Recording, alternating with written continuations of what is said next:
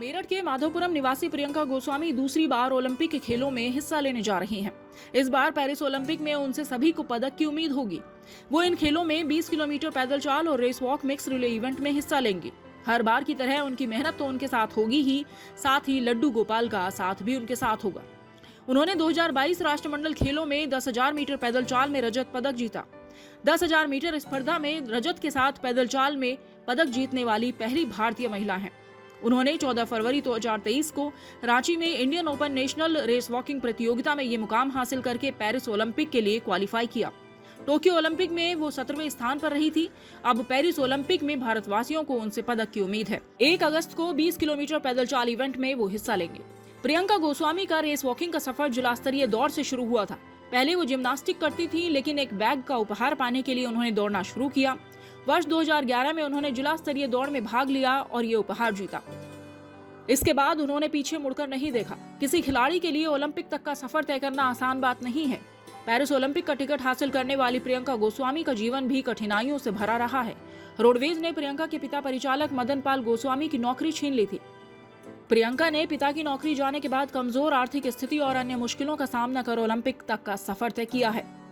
प्रियंका के संघर्ष की इसी कहानी से हम आज आपको रूबरू कराने जा रहे हैं।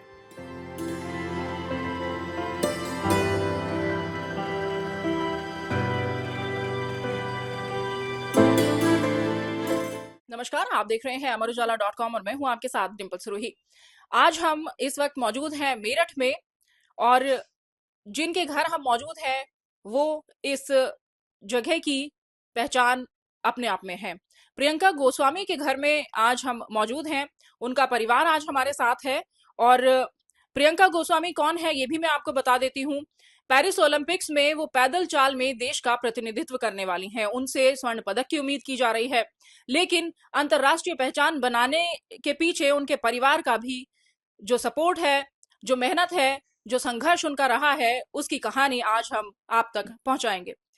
हम मेरे साथ जुड़ रहे हैं प्रियंका गोस्वामी के पिताजी मदन पाल गोस्वामी जी, प्रियंका की भाभी हैं दिव्या गोस्वामी जी और उनकी पड़ोस में रहने वाली एक बच्ची हैं कशिश त्यागी जी। आप सभी का बहुत बहुत स्वागत है मेरठ अमर उजाला पर। मदन जी, मैं आपसे जानना चाहूंगी कि कैसा वो दौर था जब बेटी बड़ी हो रही थी, उसके खेल को आपने कैसे पहचाना, कैसी वो स्थिति थी? कभी कभी ऐसा भी हुआ होगा कि फाइनेंशियली बहुत प्रॉब्लम्स आई होंगी।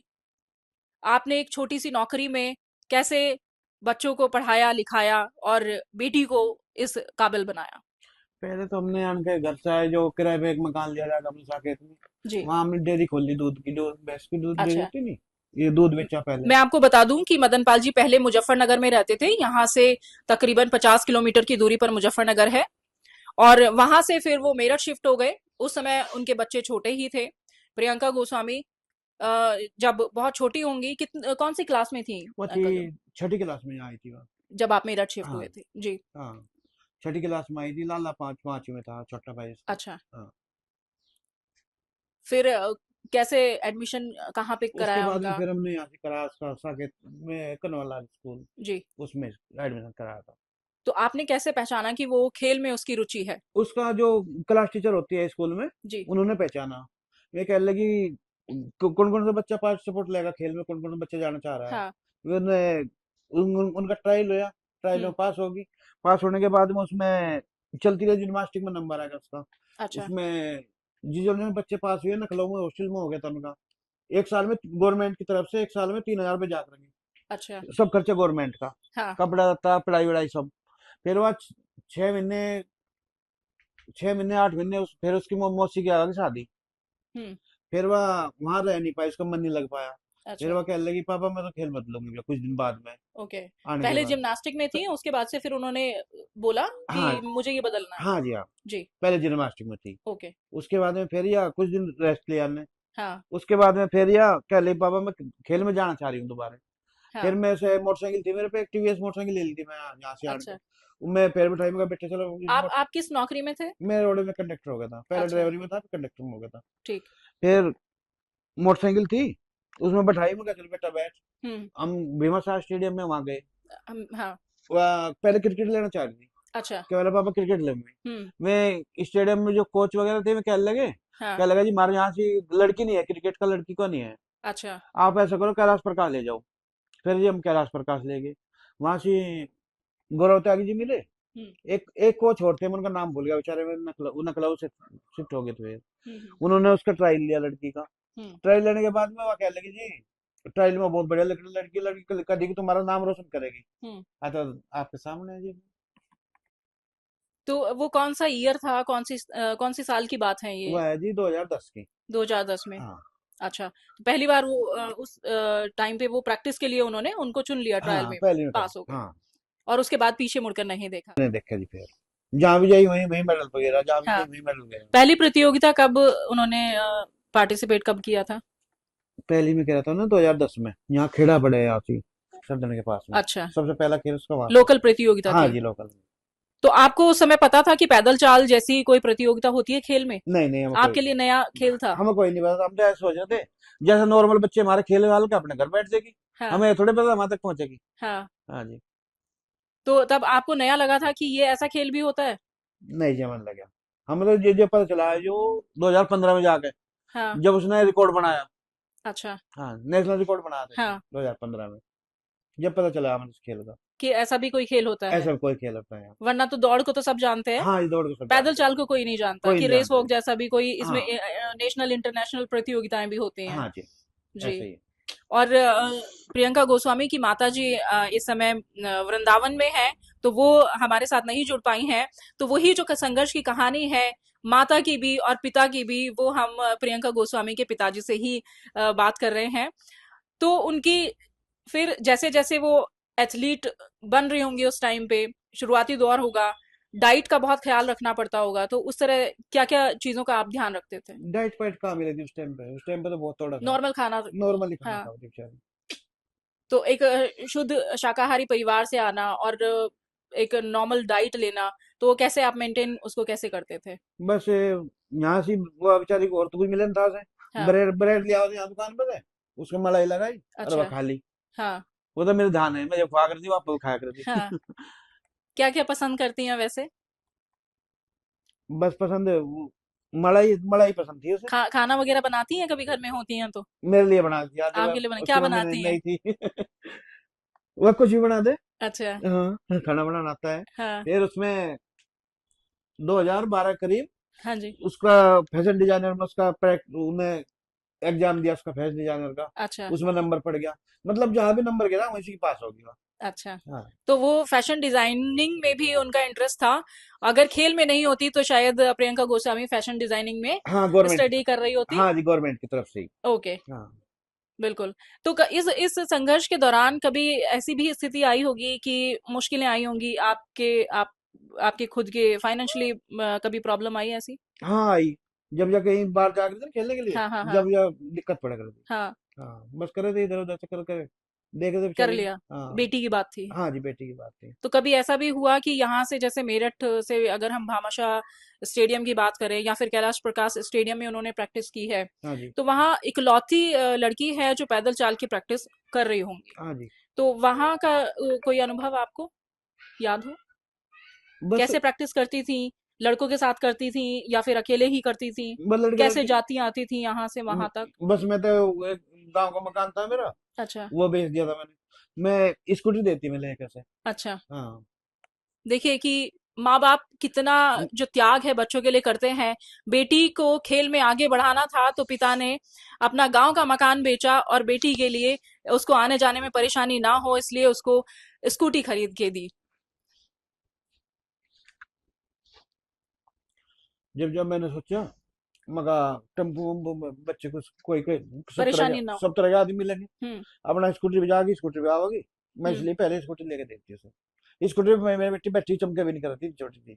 हम्म। हाँ बिल्कुल हम समझ सकते हैं, ये एक मुश्किल दौर होता है जब वो संघर्ष की कहानियां याद आ जाती हैं कि कैसे कैसे बच्चों को पढ़ा लिखा के कामयाब बनाया, उनके लिए क्या कुछ सहा, और एक बेटी होना मैं बेटी में कोई फर्क नहीं समझा, कभी नहीं बराबर समझा। मान।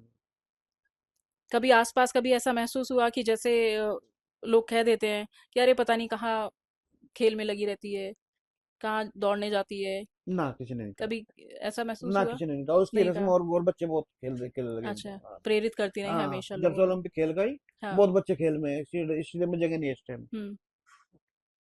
और मैं आपको बता दूं कि पहली भारतीय महिला है प्रियंका गोस्वामी, जो पैदल चाल में देश का प्रतिनिधित्व दो सबसे बड़े जो खेल प्रतियोगिताएं दुनिया की हैं उनमें कर चुकी हैं। और मेरे साथ प्रियंका की भाभी भी हैं। उन्होंने जैसे बताया कि और उनकी वो भतीजी हैं जिनका हम्म, नाम यति गोस्वामी है, वो बहुत देर से बहुत तल्लीनता से पूरी कहानी को सुन भी रही हैं। हम्म, और हम दिव्या गोस्वामी जी से भी जानेंगे कि वो उन 2 सालों में प्रियंका को उन्होंने किस तरीके से मेहनत करते हुए देखा है। आप बताएं। मैंने तो जब से मैं आई हूँ, वैसे तो वो कम ही आना जाना होता है। वैसे तो हम्म। जब उनकी छुट्टी है, कब कुछ मिलता है तभी छुट्टी होती है, जब भी आती है। वैसे तो अच्छा। बहुत कम आना होता है उनका। जब छुट्टी वगैरह मिली या इधर उधर गई प्रैक्टिस के लिए तो आती है, बल्कि तो कम होगी। फोन पे भी कम बात होती है। कम फोन, बात होती है। हाँ फोन पे, क्योंकि ऐसा होता है ना, प्रैक्टिस वगैरह करती रहती है, जब उन्हें फ्री होती है तभी करती है वो। बाकी जितने दिन हम्म। यहाँ पे आई अच्छे से रहती है। मैं प्रैक्टिस यहाँ पे भी सोचती है वहाँ आके, कि कहते हैं कि पापा मेरी प्रैक्टिस नहीं हो पाती यहाँ पे भी, वो हम्म। सोचती हैं कि यहाँ पे आके थोड़ा। फिर वो इसलिए वो रुकती है, जब इतने दिन रहती है, वो थोड़े दिन रहती है, जब तक वो उनकी प्रैक्टिस वगैरह हो जाना भी होता है ना। पर वो ज्यादातर चली जाती है गेम के मारे, क्योंकि उनकी प्रैक्टिस भी रुकी रहती है, बहुत ओके। कम आती है। हम्म। जब आती है छुट्टी वगैरह हो गई या मिलने थोड़ा बहुत आखिरी बार कब आई थी यहाँ पे, अभी पेरिस ओलंपिक से पहले? अभी वो शिमला गई थी ना, जब हाँ। उनकी प्रैक्टिस वगैरह थी तब आई थी वो यहाँ कितने पे। महीने हुए, कितने? अभी गई है, पिछले महीने ही तो गई है एक वो। महीना हो हाँ, गया। ओके। अभी गई है। तो हाँ, खाने पीने में वो आती हैं तो कभी कोई फरमाइश करती हैं कि भाभी ये बनाओ, या नहीं नहीं, ऐसा कभी नहीं करती। कभी बाकी नहीं हम ही होता? बनाते हैं। वैसे तो उन्हें, जैसे हम्म, पापा ने बताया, उन्हें हम्म। मलाई वगैरह, उन्हें खीर वगैरह, जैसे मलाई में रस पे उस पे ब्रेड पे लगा के अच्छी लगती है। वो कभी कुछ नहीं कहती कि बना लो, ऐसे नहीं। बाकी हमने कभी जो कोई बनाते फरमाइश नहीं हैं, करती? ऐसे नहीं करती कभी। वैसे भी प्रियंका को अगर आपने देखा है तो वो कितनी दुबली पतली हैं। और मैं आपको बता दूं कि ये वही जगह है जहाँ पे प्रियंका गोस्वामी के जो पुरस्कार हैं वो सारे रखे हुए हैं, जो भी उन्होंने अभी तक प्रतियोगिताएं जीती हैं उनके सभी जो पुरस्कार हैं वो इसी कमरे में, इसी बैठक में रखे हुए हैं। वो भी हम आपको दिखाएंगे। और मेरे साथ जुड़ रही हैं कशिश त्यागी जी। हम उनसे भी जानेंगे कि वो उन पड़ोसी होने के नाते उन्होंने प्रियंका गोस्वामी को कैसे देखा है। तो जब उनका कॉमनवेल्थ में सिल्वर मेडल आया था तब ज़्यादा वो पॉपुलर हो गई थी, और भी ज़्यादा। टोक्यो ओलंपिक्स में उनका 17th नंबर था। हाँ, तो वो बहुत ज़्यादा पॉपुलर हो गई थी उसके बाद। आई थिंक वो सबके लिए इंस्पिरेशन तो है ही यहाँ पर, और आई थिंक काफ़ी बच्चों ने उनको देखकर शुरू किया है। रेस वॉकिंग नहीं पता था किसी को क्या होता है, रेस वॉक नहीं, हमें भी नहीं पता था। लेकिन जब तो मैं बहुत छोटी थी, जब दी खेलने जाती थी और वो बाहर जाती थी, लेकिन तब नहीं पता था मुझे कि वो क्या खेलती हैं क्या नहीं। लेकिन जब उनका मेडल आया, और आई थिंक टोक्यो ओलंपिक्स में रिप्रेजेंट करना इंडिया को ही, वही बहुत बड़ी बात है। हाँ, तो वो तब आई थिंक रेस वॉकिंग बहुत ज़्यादा पॉपुलर हो गया था। और जब उनकी बात पीएम से हुई उसके बाद तो मतलब उन्होंने भी इतने इनिशिएटिव्स लिए और इस गेम को काफ़ी ज़्यादा प्रमोट किया है। तो हाँ, उसके बाद हमें काफ़ी पता चला। और वो हमेशा से काफ़ी अच्छा खेलती हुई आई हैं, और हमें उम्मीद थी कि वो अच्छा करेंगी, और उन्होंने किया भी। बिल्कुल। और जैसे कि फिर से अभी वो जो पेरिस ओलंपिक होने वाले हैं उनमें 2 इवेंट्स में वो हिस्सा लेने वाली हैं, एक मिक्स रिले मैराथन में और जो 20 किलोमीटर पैदल चाल है उसमें। मैं वापस अंकल की तरफ बात करूंगी कि अंकल फिर से आप बताइए कि किस तरह की समस्याएं आपको आई। पहली बार जो जूते खरीदे वो कब खरीदे, पहली बार किट कब मिली, उसके बारे में भी हमें बताइए। बस कोई ध्यान नहीं है, लोकल जूते पहन के बेचारे पहले। अच्छा। 200 250 रुपए, 100 200 हाँ रुपए हाँ। जितने पहले हाँ, नहीं मिले। तो कौन लेके आता था वो हमें जूते? कभी सवाल नहीं करा, कभी तो कोच दे देते, अच्छा। कोच भी दे देते। हाँ हाँ हाँ। फिर उसमें जो पंजाब यूनिवर्सिटी थी, हम्म। उन्होंने बहुत सारा लगा उसका, अच्छा। वहां से खर्चे मिले, स्कॉलरशिप मिली थी उल्टी। हाँ हाँ। हमारे यहाँ यूपी में तो कम सुविधा है, हम्म। लेकिन पंजाब में बहुत सुविधा है इसकी। हम्म। वहां से खर्चा मिलने लगा। फिर जब वो हो गया, हमारा घर का घर था, लड़का था ही, हम भी लेने की कोशिश कर रहे थे वहां से। हम्म। बस दुखी सुखी हो गए, नहीं टाइम कट गया उस टाइम का तो। मम्मी की भूमिका क्या रही? उसकी मम्मी की हम्म। बस सही रही, खाना बनाना उसने, हम्म। अपना टाइम पे वो करना। बेटी का ध्यान रखना। हाँ, ज्यादा ध्यान तो वही रखती थी। तो वो दोनों मत में, आप दोनों में से सबसे क्लोज किसके हैं? अपनी मम्मी के ज्यादा कलर थी। मम्मी के ज्यादा हाँ। क्लोज। बिल्कुल। कहते हैं कि हार जब होती है जब मान लिया जाता है, और जीत तब होती है जब ठान लिया जाता है। ये आप बखूबी जानते हैं कि अगर वेस्ट यूपी की मैं बात करूं तो जो पैदल चाल है प्रियंका गोस्वामी ने जब रजत पदक जीता था उसके बाद ही लोग ये जानने लगे कि पैदल चाल जैसा भी कोई इवेंट होता है जिसकी जो प्रतियोगिता है वो अंतरराष्ट्रीय स्तर पर होती हैं। तो इस बार भी पेरिस ओलंपिक को लेकर प्रियंका गोस्वामी की अच्छी तैयारी है। उनसे उनके जो कोच हैं गौरव त्यागी, हम उनसे भी बात करेंगे, उनसे भी जानेंगे कि उनकी कैसी तैयारियां अभी तक थी। मैं आपको बता दूं कि प्रियंका गोस्वामी अपने साथ लड्डू गोपाल को हमेशा रखते हैं। बहुत धार्मिक प्रवृत्ति की हैं और उनकी जो मम्मी है वो भी धार्मिक प्रवृत्ति की हैं। इसी कारण से अंकल ने दूसरा जो मकान है वो वृंदावन में खरीदा, हाँ इसी वजह से। हाँ, उसकी माँ ने बेटी ने खरीदा। अच्छा, प्रियंका बेटी ने दिया खरीदा। देखिए कितनी बड़ी बात है कि आज माँ को और पिताजी को बेटी ने मकान खरीद के दिया है और वो वृंदावन में उसी मकान में रह रही हैं। अंकल ने हमें ये भी बताया कि बहुत सारे मेडल्स जो हैं वो भी वो वृंदावन में रखे हाँ, हैं उन्होंने। पहले प्लॉट लिया, उसके बाद मकान बनाया उसपे। अच्छा, हाँ, बहुत बढ़िया मकान बना। ठीक। वहाँ बिजली नहीं है, फिर वो लगवाई ऊपर। सोलर। हाँ, सोलर लगवाया। अच्छा। वहाँ बिजली की सुविधा नहीं है। हाँ हाँ हाँ। तो वो लड्डू गोपाल को हमेशा अपने साथ रखती है, तो उसके पीछे की कहानी हमें बताइए। वो पहली बार कब उन्होंने उनको घर में लेके आई? अच्छा अच्छा, एक लड़की राजस्थान की थी, अच्छा। वह कोच कोच में थी वैसे तो। वह हम्म उसके साथ की थी, दोस्त थी उसकी। हम्म। तो वह कह लगी तेरी मम्मी पूजा करे, मुझे दिला दो एक। उस लड़की को उधर दिलाया। अच्छा। तो फिर वो उसने ले लिया एक। पहले हाँ। मैं पूजा करा करूंगी, अच्छा। जब से लेना शुरू करा हाँ। हमने। और तब से वो विदेशों में होने वाली जो प्रतियोगिता हैं उनमें भी अगर जाती हैं तो वो लड्डू गोपाल को साथ लेके जाती हैं। तो उनके जो लड्डू गोपाल की बहुत सारी ड्रेसेस होती हैं, उनका खान पान ध्यान रखना वो सब खुद करती हैं। खुद करती है। एक बार बालक जी भी ओलंपिक खेल गई, भगवान जी उसके वहीं रह गए। हाँ। फिर दोबारा उल्टे वापस गई उनको। वापसी भेजे। हम्म। कोई भेजे जो भगवान को लेकर आए, चलो मैं जाने की, तो मेरे भगवान जी नहीं मिलने। हाँ। हाँ। अब पेरिस ओलंपिक की तैयारियां हम कर रही हैं प्रियंका गोस्वामी, तो आपने कब उनसे बात की या बात करेंगे तो आप उनको क्या संदेश देंगे? क्या आपकी बात हुई? हमने बहुत ज्यादा उससे 5-6 दिन हो गए, मेरे साथ बात हुई थी। हम्म बेटा मगर प्रैक्टिस कैसे चल रही है? बहुत बढ़िया चल रही हम्म। है। हाँ, ठीक है। तो क्या उम्मीदें कर रहे हैं आप इस बार आप? उम्मीद तो है पूरी। अब पूरी देखो, उम्मीद है। हाँ जी, उम्मीद तो पक्की है। बिल्कुल, जैसे कि कहते हैं कि हार तब होती है जब मान लिया जाता है और जीत तब होती है जब ठान लिया जाता है। प्रियंका गोस्वामी इस बार पेरिस ओलंपिक में देश का प्रतिनिधित्व करेंगी और हम उम्मीद कर रहे हैं कि वो स्वर्ण पदक लेकर इस आंगन में, इस घर में, इस बैठक में लौटेंगी और हम फिर से बात करेंगे उनसे, फिर से उनकी सक्सेस स्टोरी को आपके सामने लाएंगे। ताजा तरीन खबरों के लिए देखते रहिए amarujala.com। अगर आप ये वीडियो YouTube पर देख रहे हैं तो हमारे चैनल को सब्सक्राइब करें और बेल आइकन को दबाना ना भूलें। अगर आप Facebook पर ये वीडियो देख रहे हैं तो हमारे पेज को लाइक करें।